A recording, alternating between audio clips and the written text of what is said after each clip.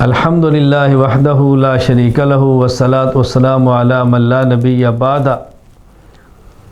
قربانی شریعت کا حکم ہے، شریعت نے تفصیلات بتائی ہیں۔ قربانی کریں تو قربانی میں کون سا جانور ذبح کریں، یہ بات اچھی طرح ذہن نشین فرما دیں۔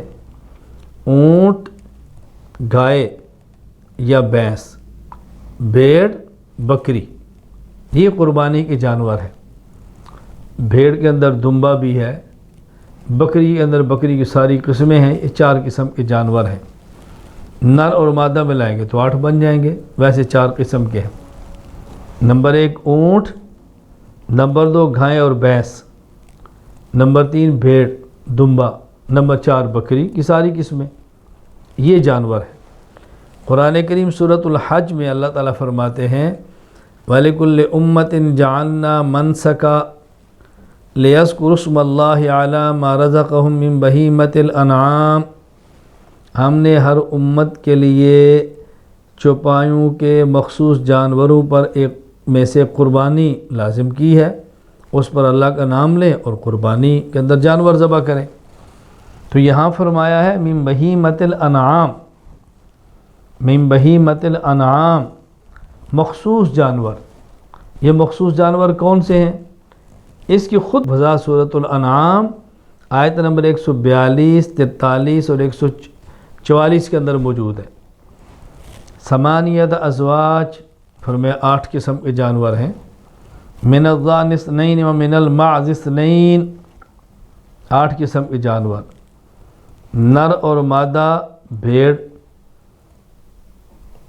نر اور مادہ بکری، یعنی بھیڑ، دمبا، مینڈا، دمبی، نر اور مادہ، دمبی ہے، دمبا ہے، بھیڑ ہے، مینڈا، بکری اور بکرا۔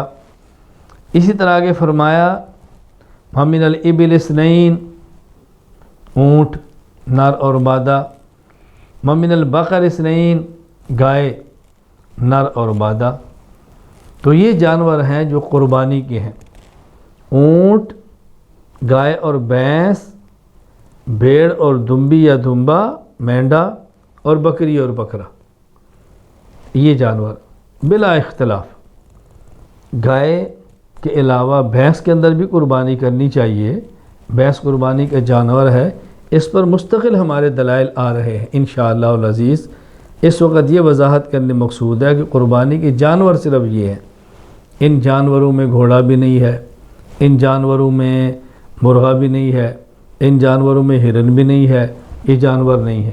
یہ جانور ہیں جو آپ نے قربانی کے اندر کرنے ہیں، اونٹ، اونٹنی، گائے، بیل، بھینس، کٹا، بھینسا، بھیڑ، مینڈا، دمبی، دمبا، بکری، بکرا، یہ جانور ہیں۔ اللہ تعالیٰ احکام شریعت سمجھ کر عمل کرنے کی توفیق عطا فرمائے۔